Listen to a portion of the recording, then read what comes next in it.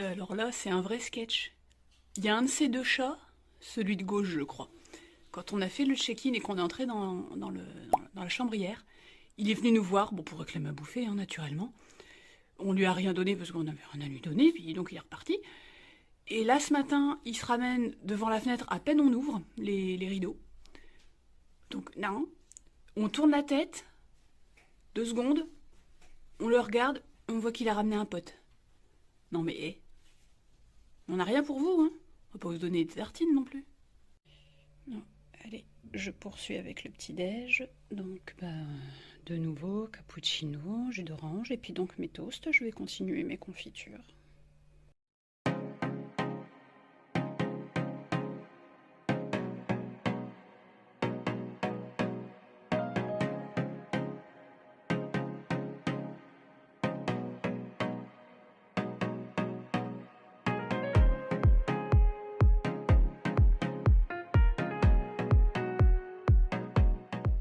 Après 2h30 de route, dont une bonne heure et demie sous un ciel gris, là, c'était pas chaud. Puis tout d'un coup, ça s'est dégagé. Quand on était à, je sais pas, 1h d'ici, 1h, 3/4 d'heure d'ici, ça s'est dégagé. On a eu les Alpes du Sud, la chaîne qui s'est déployée devant nous après un virage. Oh, incroyable. Ça a fait la même belle surprise qu'hier au Mont Sunday. C'était dingue. Oh, cette chaîne qui s'est réveillée à nous comme ça d'un seul coup. Oh, j'adorais ça. Ce moment, c'était dingue. Et donc, on a continué à rouler. Et nous sommes donc arrivés là, devant le lac Pukaki. Le voici, le lac Pukaki, avec les Alpes du Sud derrière. 2-3 petites infos sur le lac Pukaki. C'est le lac le plus bleu de Nouvelle-Zélande, ainsi que le plus grand des 3 lacs alpins du mont Cook. L'eau du lac est très froide car elle vient d'un glacier. Sa couleur turquoise est due aux fines particules de limon qui résultent de l'érosion glaciaire. Donc voilà, couleur magnifique. Puis cette toile de fond là derrière.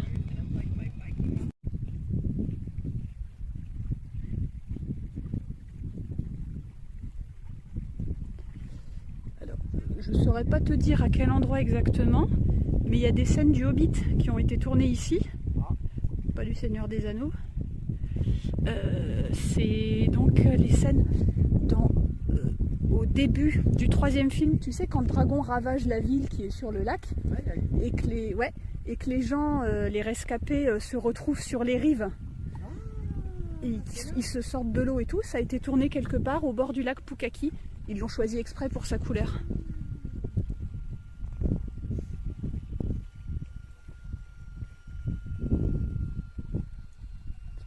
Tout leur drone. Alors on a donc le mont Cook juste en face de nous, donc c'est la plus grande montagne. Oups, pardon. Voilà, c'est celle-ci, avec l'espèce de petite île toute isolée.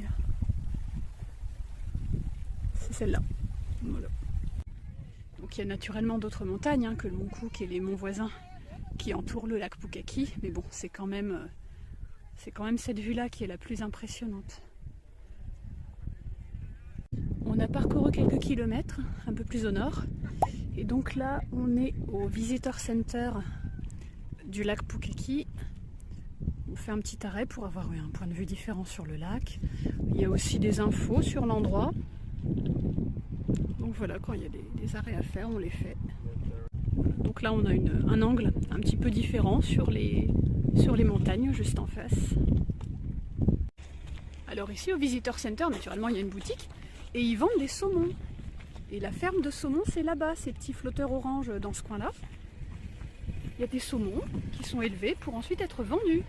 Cet animal que vous voyez là, en contre-jour, désolé, c'est une chèvre tare, une variété néo-zélandaise dont la fourrure sert à l'habillement.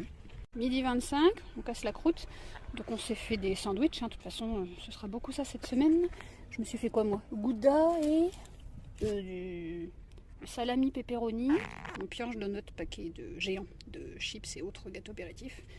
Marion, lui, c'est cheddar et salami danois.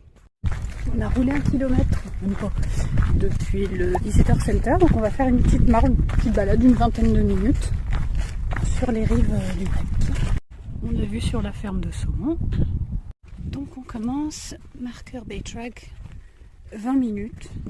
Tellement court qu'ils n'ont même pas pris la peine d'indiquer la longueur. Mais bon, ça fait environ 1 kilomètre.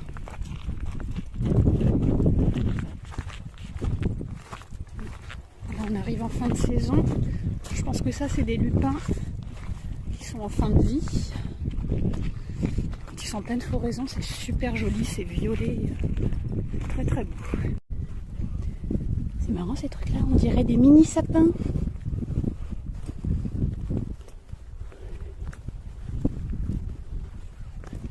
Il y en a tout plein.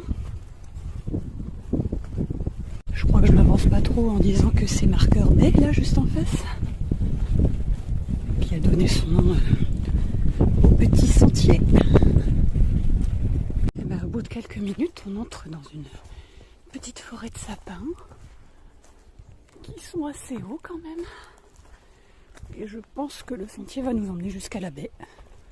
Il y a quelques personnes installées qui prennent le soleil, qui se sont trouvées un petit coin tranquille. Voilà, on est arrivé à la baie. Il y a déjà des gens, on ne va pas les déranger. Attention les pieds. Bon, ben, on est arrivé à Markers Bay. Voilà, une petite plage de cailloux. Il y a quelques personnes qui sont là, qui prennent le soleil. De façon responsable, en utilisant du SPF, j'ai posé la question. Voilà, donc là, on admire la vue. Voilà.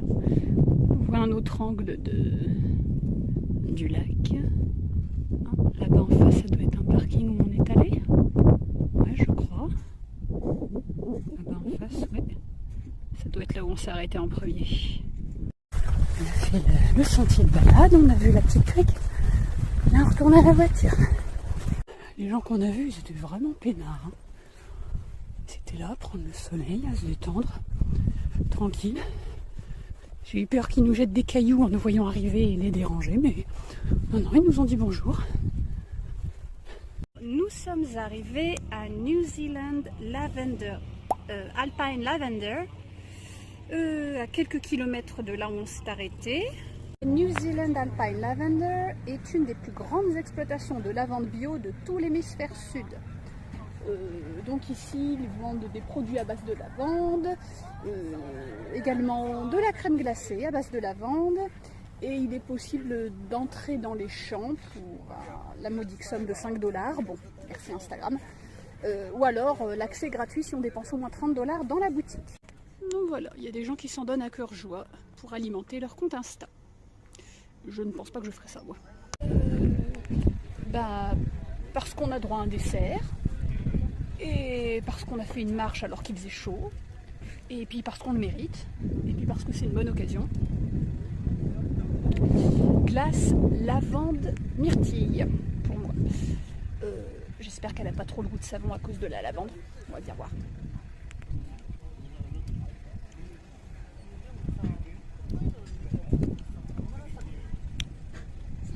C'est intéressant.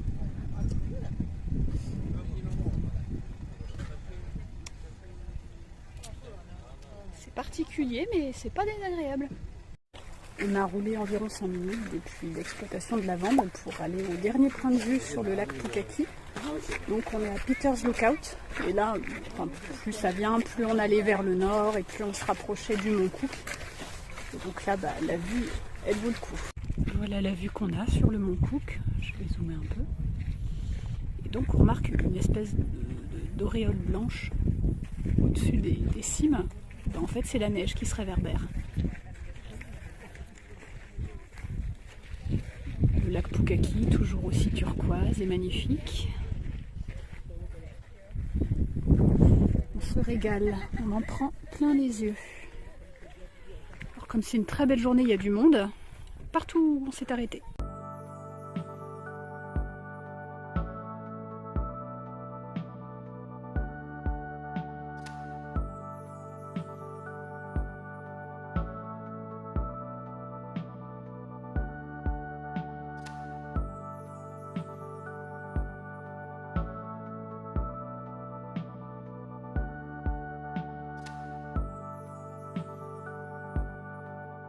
Nous venons d'arriver à notre hébergement sur les bords du lac Tekapo. Donc nous sommes au Lakes Edge Holiday Park. Et donc nous avons pris une cabane premium. Alors, autant vous avertir, le choc a été un peu rude en arrivant, mais il faut dire qu'on s'était un petit peu gâté sur les hôtels précédents au niveau espace. Parce que là, du coup, le choc est un peu rude. C'est comme ça, c'est comme ça. On fait un retour aux sources. Hein. On s'était habitué au luxe et voilà, maintenant c'est autre chose.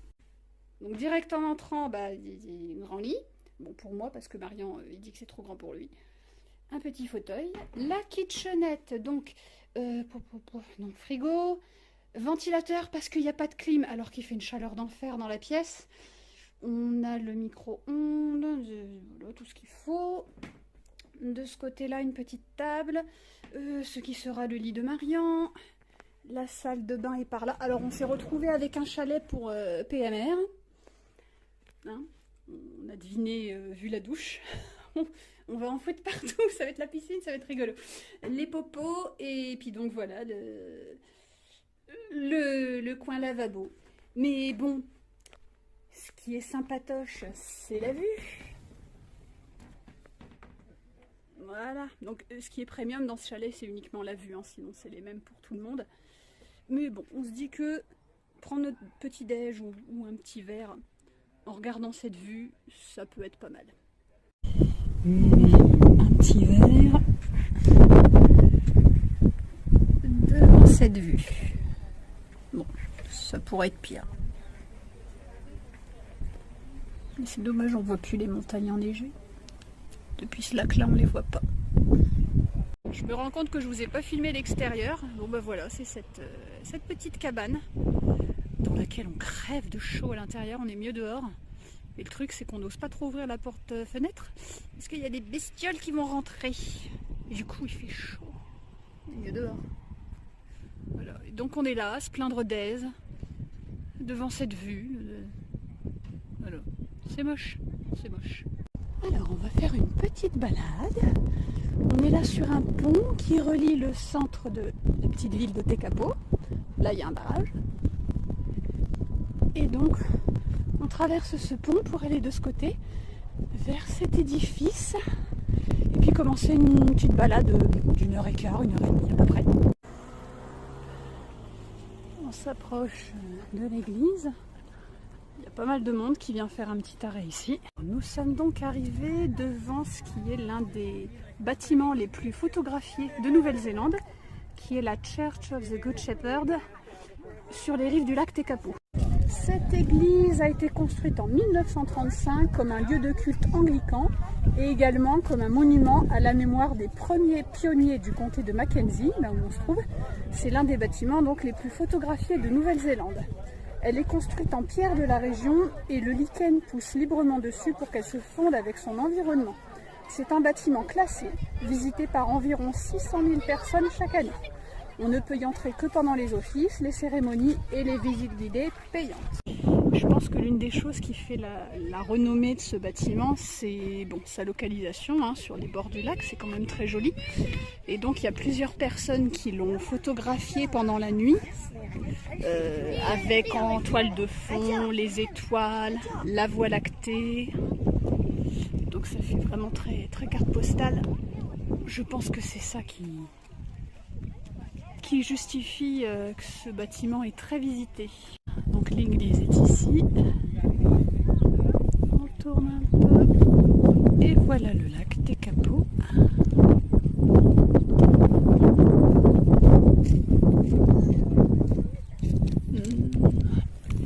Je pense que la chaîne de montagne des Alpes du Sud est plus de ce côté-là.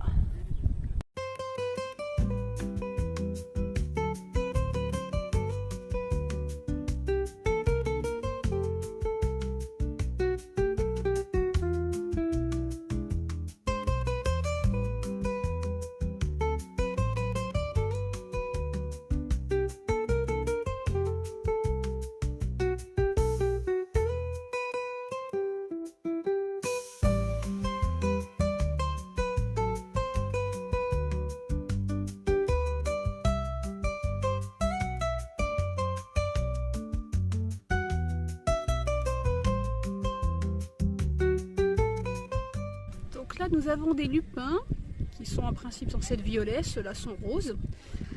Est-ce que c'est une autre variété ou parce qu'on est en fin de saison, je ne sais pas. Hop. Voilà, on est quasiment au bout de la... Mais on est au bout de la promenade. On est repassé devant la Church of the Good Shepherd, toujours autant de monde.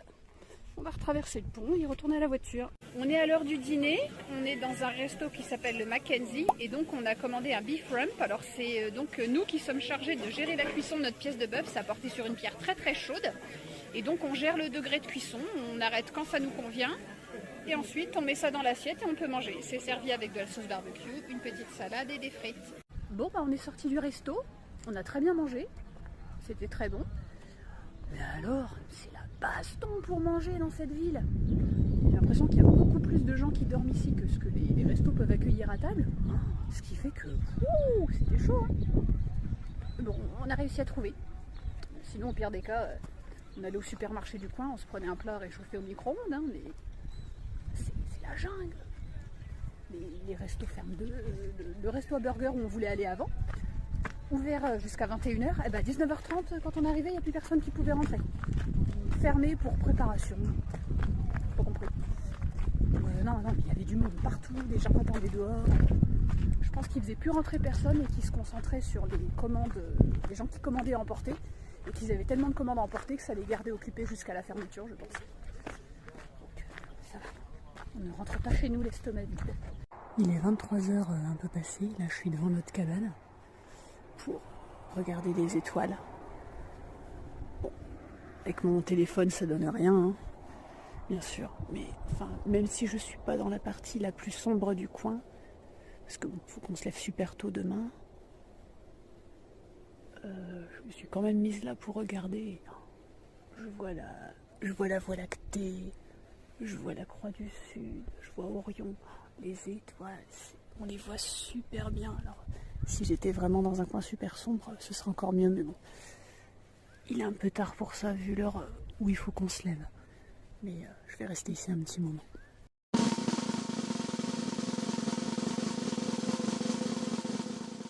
Nous avons devant nous le lac Muller. Je pense qu'il est né de la fonte du glacier Muller. Un pont suspendu et puis un torrent en dessous. Il y a du courant.